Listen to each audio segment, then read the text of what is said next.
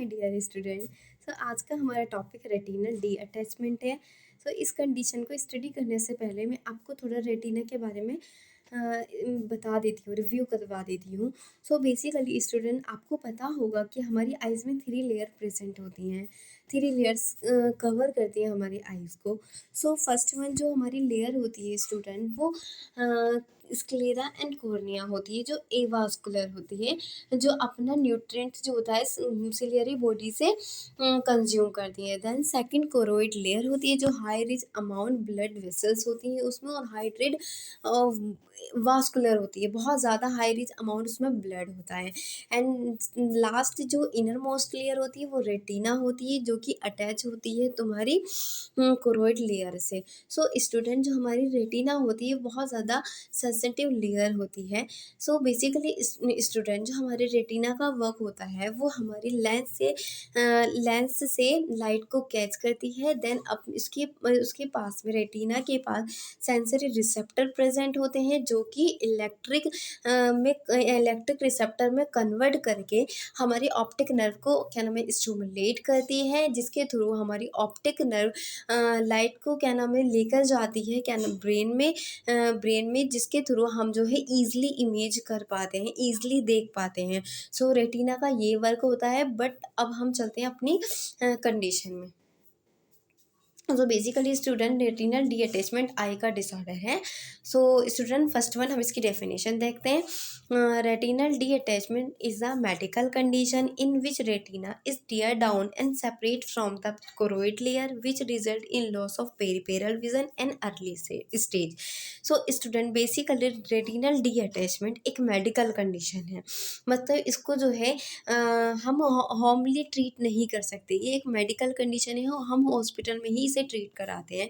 So student, जो retina होती है वो टियर डाउन हो जाती है, मतलब रेटिना के अंदर या तो स्टूडेंट होल हो जाते हैं, या फिर वो अपनी कोरोइड लेयर जो वास्कुलर लेयर है उससे सेपरेट हो जाती है, रीअटैच हो जाती है, जिसके वजह से हम ईजिली विजुअल नहीं कर पाते हैं। सो स्टूडेंट, हमें इसमें क्या रिजल्ट देखने को मिलता है? पेरिफेरल विजन लॉस होने का रिजल्ट हमें इसमें देखने को मिलता है अर्ली स्टेज में। सो बेसिकली स्टूडेंट, आप इस इमेज के थ्रू देख सकते हैं, जो हमारा देखो स्टूडेंट, ये जो लेयर है रेटिना है वो ब्रेक डाउन हो रही है, टेयर डाउन हो रही है और सेपरेट हो चुकी है, किससे? कोरोइड लेयर से। तो स्टूडेंट, इसमें पेरिफेरल विजन लॉस हो रहा है बेसिकली। तो स्टूडेंट, आप इसमें देख सकते हैं ये जो इस गर्ल का जो सेंट्रल विजन है वो बिल्कुल नॉर्मल है, वो ईजिली ही क्या नाम है हर चीज़ को विजुलाइज कर पा रही है सेंट्रली। बट उसका जो क्या नाम है पेरिफेरल विजन है स्टूडेंट, वो लॉस हो चुका है, जिसके वजह से उसे डार्क स्पॉट्स वहाँ दिखाई दे रहे हैं। मतलब साइड में स्टूडेंट, मैंने आपको बताया था बेसिकली जो हमारे विजन होते हैं बेसिकली 2 टाइप्स का होता है, एक central and vision. So student, इसमें पेरिफेरल विजन अर्ली स्टेज में लॉस हो रहा है। सो स्टूडेंट, जिसमें आपको इसमें दिखाई भी दे रहा है कि उसका साइड का जो विजन है उसमें डार्क स्पॉट्स उसे दिखाई देते हैं। तो नेक्स्ट वन हम चलते हैं student respecter and risk factor पे एंड कॉजेस पे। So first one, detachment में occur to degenerative change in the retina. So student, जब रेटिना में डीजनरेटिव चेंज होता है तो ये डी अटैच होने लगती है, जो कि कोज करती है retinal detachment. Trauma to the eye, अगर स्टूडेंट किसी भी तरीके से आई में ट्रॉमा होता है इन्फ्लामेशन या इन्फेक्शन के कारण, तो स्टूडेंट जो उसकी विसल्स होती हैं वो बहुत ज़्यादा वीक हो जाती हैं, जो कि सेपरेट कर देती हैं रेटिना को कोरोइड लेयर से।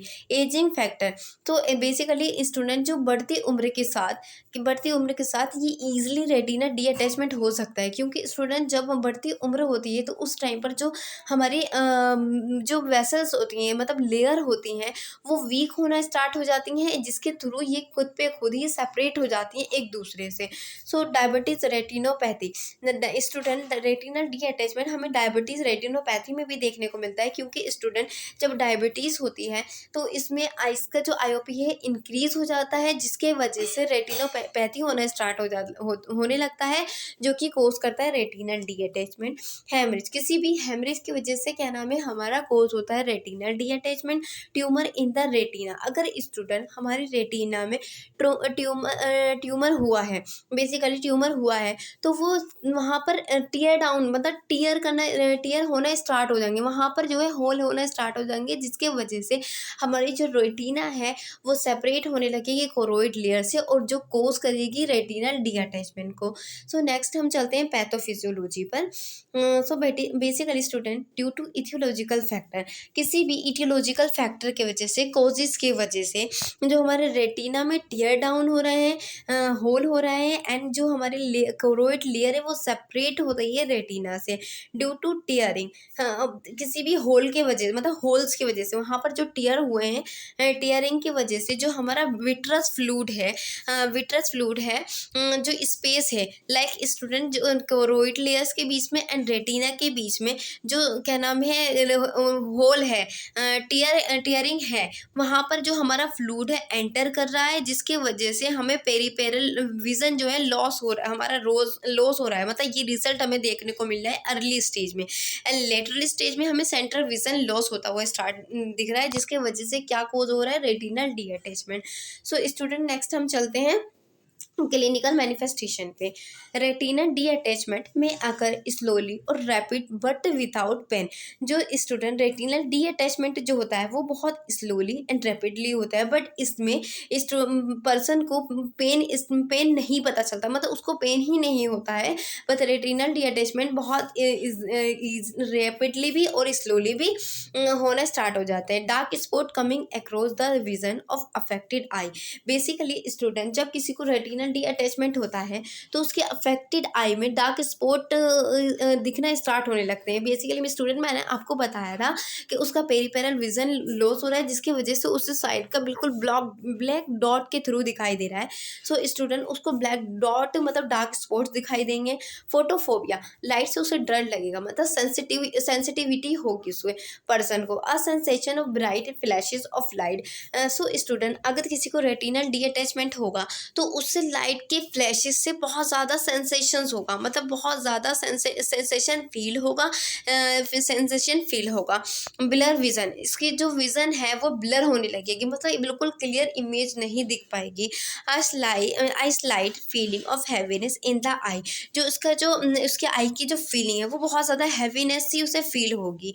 विजुअल फील्ड लॉस, उसका जो विजुअल फील्ड है वो लॉस होना स्टार्ट हो जाएगा। सो नेक्स्ट वन हम चलते हैं डायग्नोस्टिक इवैल्यूएशन में। सो फर्स्ट वन हम इसका हिस्ट्री कलेक्ट करेंगे, मोस्टली प्रीवियस हिस्ट्री कि उसको कोई इंजरी हुई थी, ट्रॉमा हुआ या इन्फेक्शन हुआ किसी भी चीज़ से, तो हम ये सारी हिस्ट्री कलेक्ट करेंगे। दैन उसके बाद फैमिली हिस्ट्री।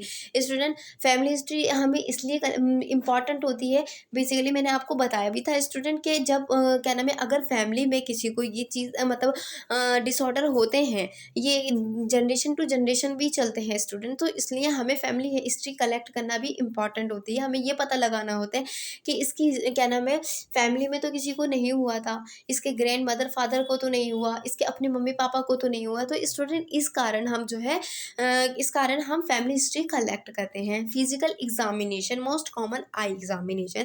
तो स्टूडेंट मैंने आपको बताया था कि उसको डायबिटीज रेटिनोपैथी की वजह से भी रेटिनल डी अटैचमेंट हो रहा है, तो स्टूडेंट वहाँ पर इंट्राओक्यूलर प्रेशर इंक्रीज हो रहा था, जिसके वजह से रेटिनल डी अटैचमेंट हुआ। सो स्टूडेंट जो नॉर्मल रेंज होती है इंट्राओक्यूलर प्रेशर की वो 8 to 21 mm ऑफ HG होती है, तो मैंने आपको बताया भी था। सो स्टूडेंट हम इसमें जो है आई के एग्जामिनेशन करेंगे प्रेशर के लिए एंड ऑप्थेलोमोस्कोपी के थ्रू हम विजुअलाइजेशन उसका कितना लॉस हुआ ये असिस करेंगे ऑप्थेलोमोस्कोप के थ्रू। मतलब हम जो ऑप्थेलोमोस्कोपी करते हैं स्टूडेंट, वो ऑप्थेलोमोस्कोप इंस्ट्रूमेंट के थ्रू ही क्या नाम है परफॉर्म करते हैं। टोनोमेट्री के थ्रू हम आई के प्रेशर को असिस करेंगे, इवालुएट करेंगे स्टूडेंट। गोनियो स्कोपी, तो स्टूडेंट बेसिकली जो ऑप्टिक नर्व होगा हम गोनियोस्कोपी के थ्रू ऑप्टिक नर्व को इंस्पेक्ट करेंगे। लाइक स्टूडेंट जो हमारी ऑप्टिक नर्व होती है वो विज़न का काम करती है, मतलब ये हमारी सेकंड क्रेनियल नर्व होती है जो कि हमारी विज़न का काम करती है और इन्फॉर्मेशन को हमारे ब्रेन में लेके जाती है। तो स्टूडेंट हम इसको भी इंस्पेक्ट करेंगे कि जब हमारा रेटिनल डी अटैचमेंट हो रहा है तो क्या पता हमारी जो ऑप्टिक नर्व है वो मतलब अफेक्ट हो रही हो, जिसकी जिसके वजह से हमारी क्या नाम है वही जो और ज़्यादा लॉस होता है, जिसके तो स्टूडेंट हम गोनियोस्कोपी के थ्रू ऑप्टिक नर्व को भी इंस्पेक्ट कर सकते हैं। So student management last one student mostly हम इसमें जो है सर्जिकल मैनेजमेंट परफॉर्म करते हैं, क्योंकि स्टूडेंट मेडिकल मैनेजमेंट के थ्रू हम जो है रेटिना को क्या नाम है अटैच नहीं कर सकते, अटैच नहीं करा सकते, बट हाँ उसके जो भी साइन एंड सिम्टम है उसके थ्रू हम मेडिकल मेडिकल मैनेजमेंट के थ्रू उसको कम कर सकते हैं, but retina D attachment only surgical के थ्रू ही हम क्या नाम है ट्रीट करते हैं। तो फर्स्ट वन इसमें जो हम क्या नाम है सर्जरी करते हैं स्टूडेंट, वो वीरेक्टोमी करते हैं। तो in this procedure, doctor perform tiny incision into the eyeball and remove all the vitreous and subretinal fluid and reattach the retina. So student doctor इस प्रोसीजर को परफॉर्म करते हैं, परफॉर्म करने के लिए एक इंसीजन करते हैं आई बॉल में। इस इंसीजन करते हैं मतलब हमारा जो आई बॉल है उसमें एक छोटा सा बहुत स्मॉल सा इंसीजन करेंगे।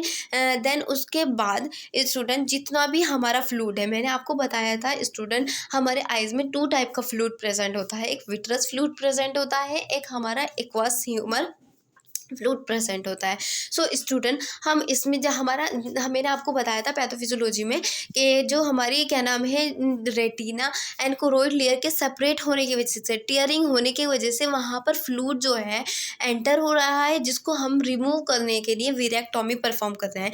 सो स्टूडेंट हम इंसीजन करेंगे, देन उसके बाद में जितना भी विट्रस एंड सब रेटिनल फ्लूइड है उसको रिमूव आउट करेंगे, मतलब एक्सक्रीट आउट करेंगे। देन उसके बाद में अपनी रेटिना को रीअटैच कर देंगे कोरोइड लेयर से।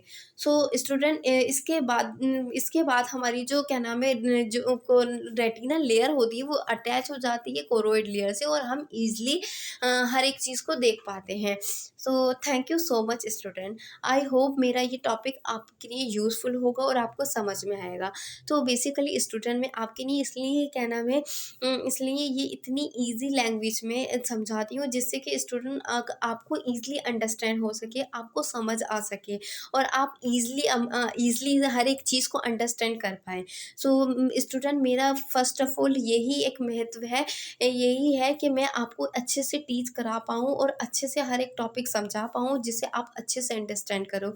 So student thank you so much. अगर आपको मेरा ये टॉपिक बहुत अच्छे से समझ आया है तो आप मुझे लाइक करो, सब्सक्राइब करो एंड शेयर करो अपने दोस्तों में, एंड मुझे सपोर्ट करो।